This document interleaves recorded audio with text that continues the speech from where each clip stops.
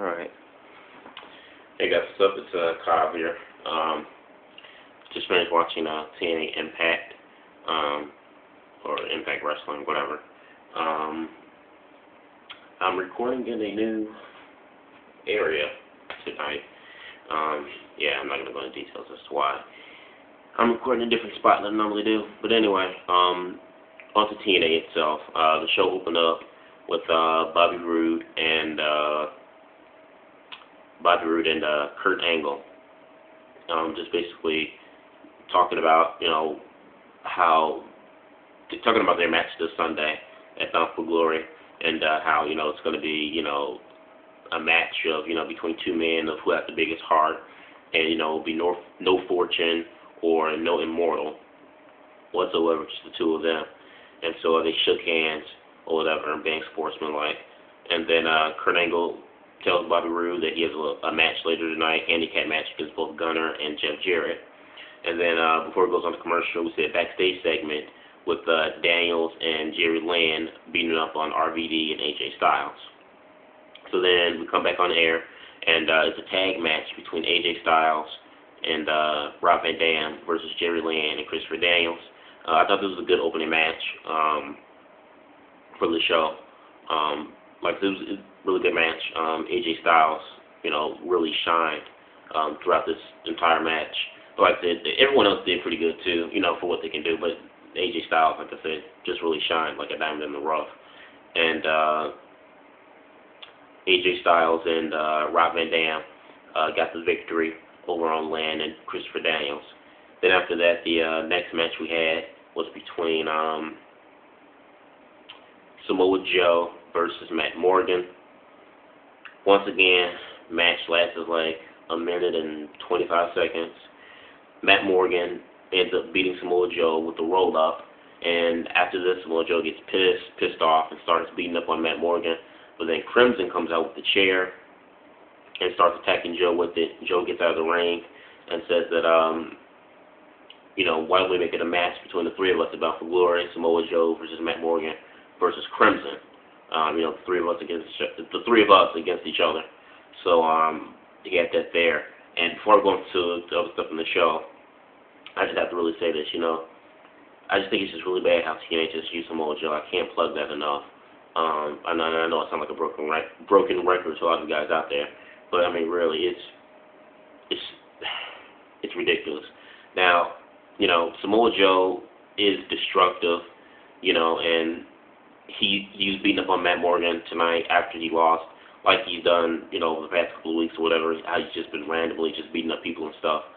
But for me at least, Joe going out and beating up people, it doesn't mean anything to me, or doesn't mean anything good for Joe if he can't have a well quality length of time match, and if he can't have and if he can't win the match, then to me, Samoa Joe going and beating up Matt Morgan, to me, it's meaningless. It doesn't mean anything unless they give Joe a well quality length of time in his matches, and they have Samoa Joe win his matches. Unless Samoa Joe has those two things when he's in a wrestling match, then him just beating up, somebody when the match is over, it doesn't mean anything. It doesn't make Joe. It doesn't help elevate Joe, because you're still putting it out there like Joe is a jobber, because you don't give him a good quality match, and you have him lose his matches. So him just blowing up steam and just beating up people, it doesn't mean anything. But anyway, I'm trying to see. After that, we got into a segment between Mexican America and Ink Inc. And this was okay, segment. I think Ink Inc. made it watchable, at least, because, like I said, Mexican America, when they're on the mic, and Anarchia, just annoying to me, when it's done by themselves. So to have Ink Inc. in there, it made it enjoyable. But they started getting into a fight or whatever, and they introduced a new female who, be with Inc., I guess, to, counter Mexican America's Rosita and Sarita.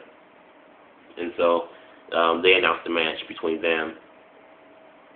both of them teams for the tag team titles. And then after that, we got into a match with, it was a tag team, we got another tag team match between Brian Kendrick and Jesse Sorensen. I tell you, they really need to change this kid's name because it's very forgettable. And if you could easily forget her name, you can forget that person. But Jesse Sorensen and Brian Kendrick versus the X Division champ, AA Austin Aries and Kid Cash. And like I said, Kid Cash is another guy I've followed for years.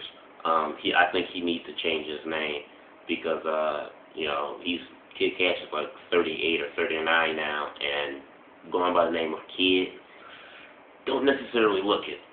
But anyway, this was a good match, for what it was. Brian Kendrick and Jesse Sorensen ended up getting the victory over on Kid Cash and Austin Aries. And this is something else I kind of want to plug too, is that, I think it's great, Austin Aries is in TNA. And, like I said, I love Austin Aries. One of the reasons why I stay tuned to watch TNA, but it's like, they don't give Austin Aries, lately I've seen, since being the X Division champ, they haven't been giving him a decent amount of TV time. Okay, yeah, sure, they give him like a 2-minute backstage because of promo or something like that. But I mean, the matches that they've given him are like that of Samoa Joe, where they're like 2 minutes long. And when you have great talent like Samoa Joe or Austin Aries, I think they deserve to have more time in their matches to really show what they can do and their talents. And I just don't think that they showcase Austin Aries' talents enough for me, currently right now in TNA. And, him going into Bound for Glory, defending his title against Brian Kendrick, and match he's been in, whether it was a tag match or singles match, they have not made Austin Aries look strong as an X Division champion going into their biggest pay-per-view of the year against Brian Kendrick. But either way, this was still a good tag match for what it was. And then after that, we got another segment between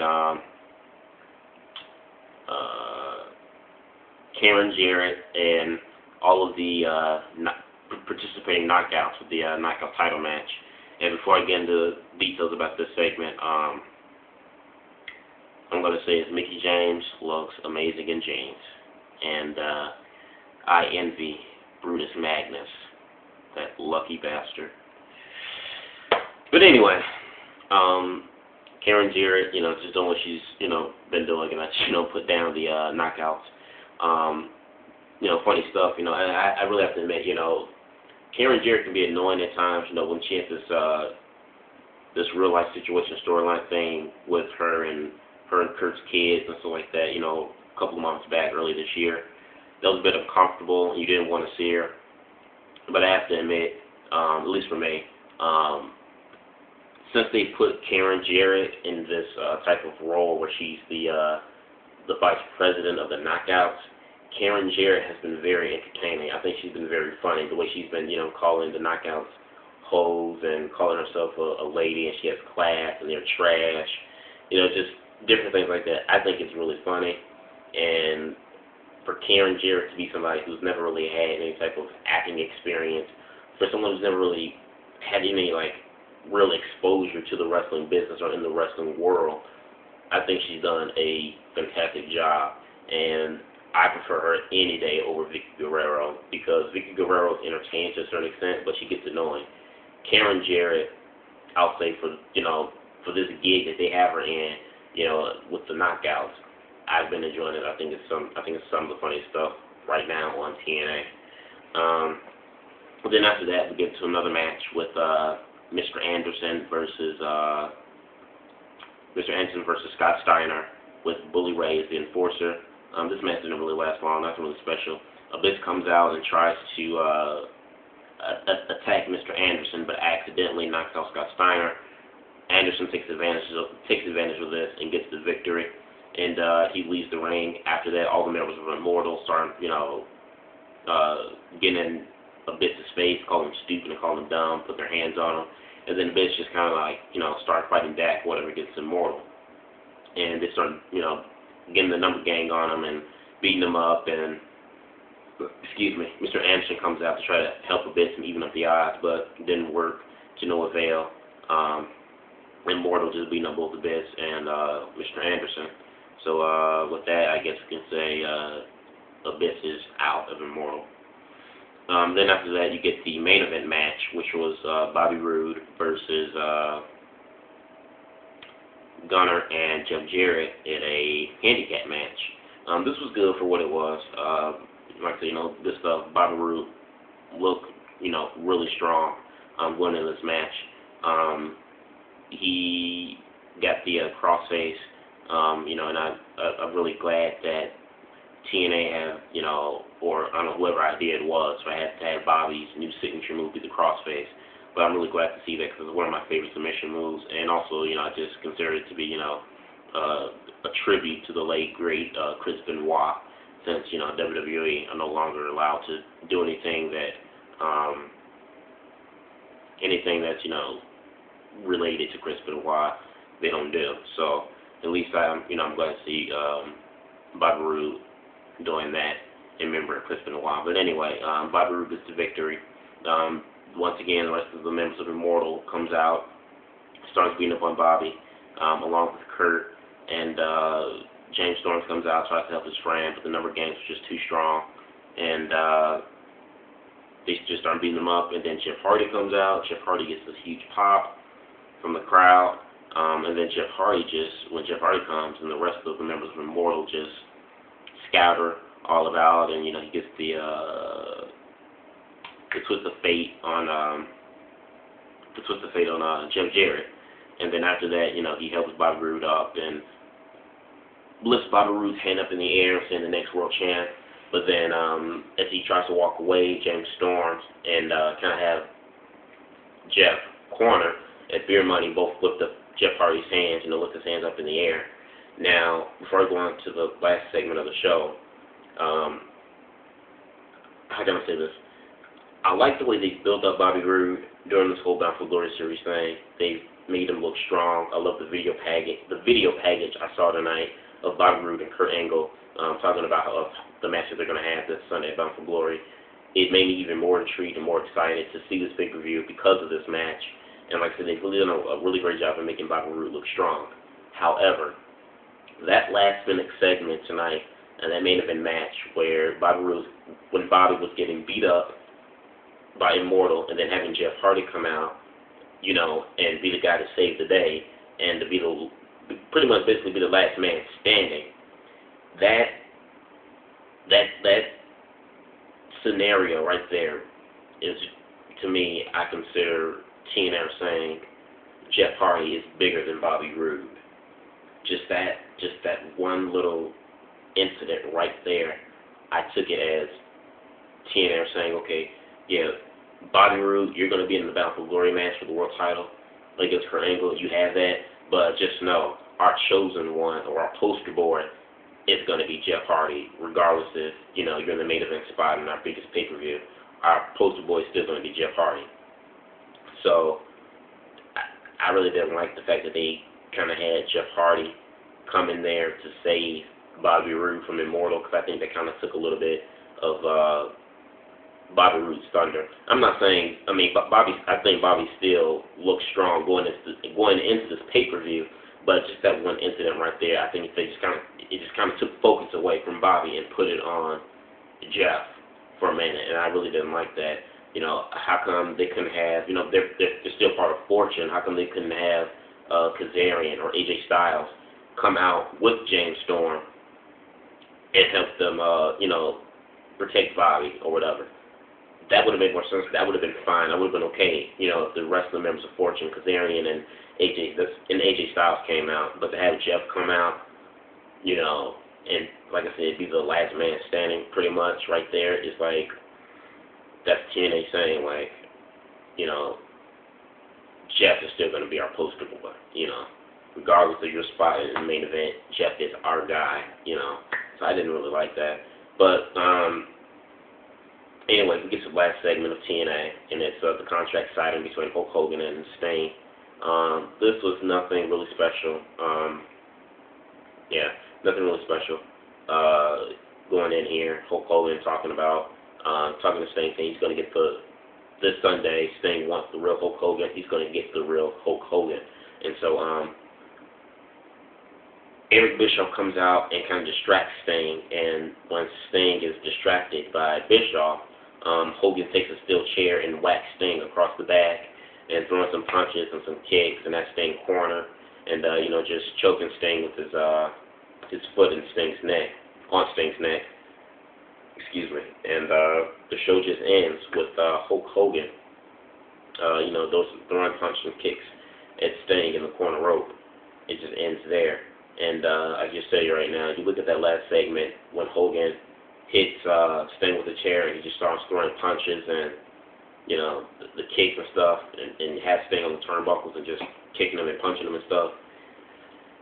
That 2-minute segment right there, not 2-minute segment, but that 5-second thing right there, that's a glimpse of how Hulk Hogan's going to wrestle this Sunday in Bound for Glory. I tell you that right now.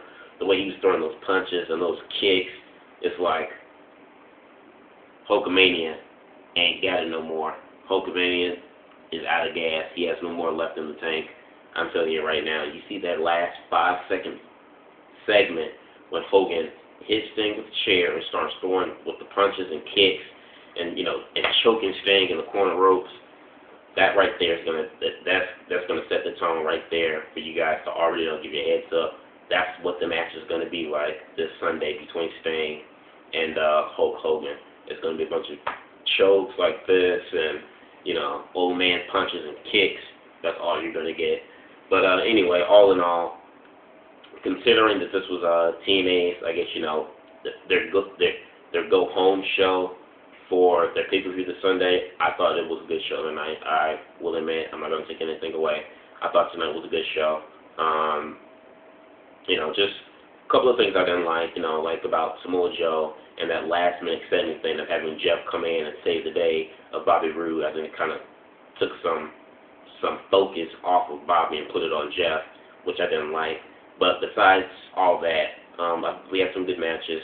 I thought it was a good show. And one of the reasons why I think helped make it a better show was because TNA was not in Orlando. There were, this might have been another taping in Tennessee still, I'm not sure. But they were not in Orlando. They were, in another state or country or whatever, and they were in a much bigger arena with with a larger audience attendance, and it looked fantastic. It looked great. Like I said, I wish TNA would do this much more often on a regular basis. But paying $2 million a year for Hulk Hogan might not be able to do as much as they want to. However, I just think if they did everything tonight on if the entire show that they had tonight, if they did it in Orlando studio, I don't think tonight's show would come off across as being just as good as I'm saying that it is. I truly believe that. I think, like I said, the matches were good, and I think they build everything up and set everything up for this pay-per-view, and I think everything they set up, they've done everything they need to do to get people, I would say, intrigued. I thought tonight's show was a good show, where I think it should at least get people curious and interested to want to buy this pay-per-view, because that video package between Bobby Roode and Kurt Angle that I saw, they got me more pumped up, and like I'm a huge Bobby Roode fan, and I love the way they've been building Bobby Roode. So that right there is got me sold for the pay-per-view. And some other good matches I think are on the card too, that I'm looking forward to. But however, just that main event alone between Bobby Roode and Kurt, the way they did that video package and stuff, I thought was great, and it's got me even more pumped up and excited to see this pay-per-view. And that's what it's all, that's what it's all about, to get fans, to buy this pay-per-view. And I thought, tonight to be their go-home show to the pay-per-view, I thought they succeeded in it. Like I said, they set everything they need to set up, for the matches that they're going to have. They set everything up.